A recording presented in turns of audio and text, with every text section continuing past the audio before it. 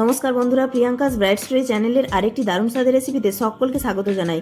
আজকে এমন একটি রেসিপি শেয়ার করব যেটা আপনারা ব্রেকফাস্টেও বানিয়ে খেতে পারেন, আবার রাত্রে ডিনার হিসাবেও খেতে পারেন, আবার স্কুল কলেজ অফিসের টিফিন হিসাবেও দিতে পারেন।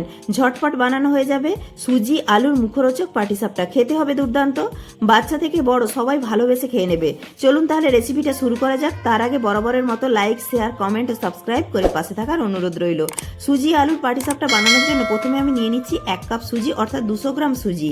এবার যে কাপ মেপে সুজি নিয়েছিলাম সেই কাপেরই 1 কাপ ময়দা, আর দিচ্ছি স্বাদ অনুযায়ী লবণ, আর দিচ্ছি 2 চামচ চিনি। চিনিটা এখানে অবশ্যই ব্যবহার করার চেষ্টা করবেন, চিনিটা দিলে এই পাটিসাপটার স্বাদ অনেক গুণে বেড়ে যায়। এবার সব শুকনো উপকরণগুলিকে ভালো করে মিশিয়ে নিচ্ছি। শুকনো উপকরণগুলি মেশানো হয়ে গেলে এবার অল্প অল্প করে জল দিয়ে একটা ব্যাটার বানিয়ে নিচ্ছি। জলটা একসাথে অনেকটা একেবারে ঢেলে দেবেন না, তাহলে ডেলা পাকিয়ে যেতে পারে। তাই অল্প অল্প করে জল অ্যাড করে একটা পাতলা ব্যাটার তৈরি করে নেব।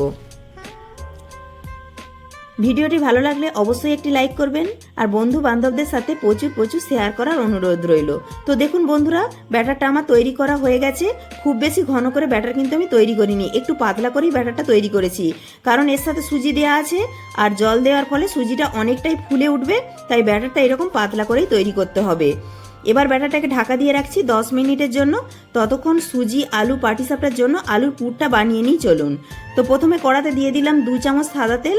এবার ওতে দিয়ে দিচ্ছি একটা শুকনো লঙ্কা, আর দিচ্ছি হাফ চামচ গোটা জিরে, হাফ চামচ কালো সর্ষে, 10 থেকে 12টা কারি পাতা দিয়ে ফোড়নটা একটু ভেজে নিয়ে ওতে দিয়ে দিচ্ছি একটা টমেটো কুচি। আজকে যেহেতু নিরামিষভাবে বানাচ্ছি তাই ফোড়নের ওপরে টমেটো কুচিটা দিয়ে দিলাম। আপনারা যদি পেঁয়াজ কুচি দিতে চান তাহলে ফোড়নের ওপরে আগে পেঁয়াজ কুচিটা দিয়ে একটু ভেজে নিয়ে তারপরে টমেটো কুচিটা অ্যাড করবেন।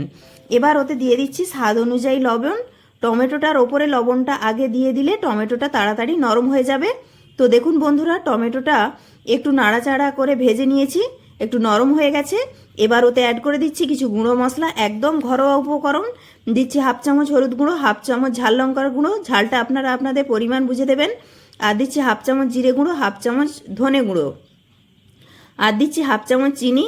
এবার গ্যাসের ফ্লেমটা লোতে রেখে মশলাটা একটু মিশিয়ে নিচ্ছি। মশলাটা আমার নেড়ে চেড়ে মেশানো হয়ে গেছে। এবার ওর মধ্যে দিয়ে দিচ্ছি আলু সেদ্ধ। আমি এখানে 3টে মাঝারি সাইজের আলু সেদ্ধ করে নিয়েছি। এবার এই আলু সেদ্ধটাকে মশলার সঙ্গে ভালো করে কষিয়ে নেব। এবার গ্যাসের ফ্লেমটাকে লো থেকে মিডিয়ামে রেখে নেড়ে চেড়ে মশলার সঙ্গে মিশিয়ে নিচ্ছি। এবার ওতে দিয়ে দিচ্ছি একটু চিনে বাদাম ভাজা, আর যদি আপনাদের বাদাম ভাজা পছন্দ না হয় বাদও দিতে পারবেন। আমি যেহেতু নিরামিষভাবে বানাচ্ছি তাই একটু বাদাম ভাজা দিলাম, খেতে ভালো লাগবে।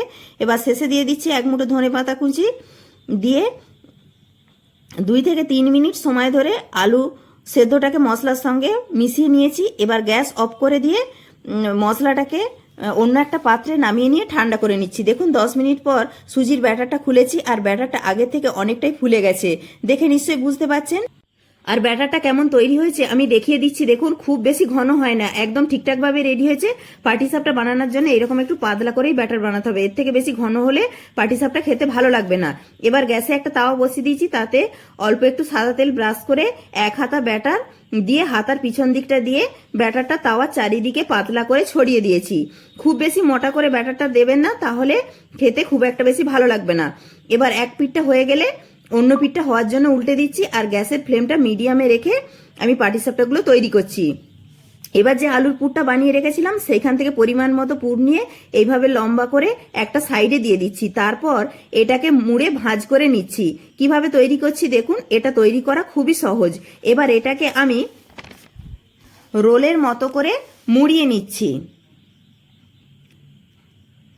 এবার এটাকে আমি দেখুন তৈরি হয়ে গেছে। এবার ফ্রাই প্যান থেকে তুলে নিচ্ছি।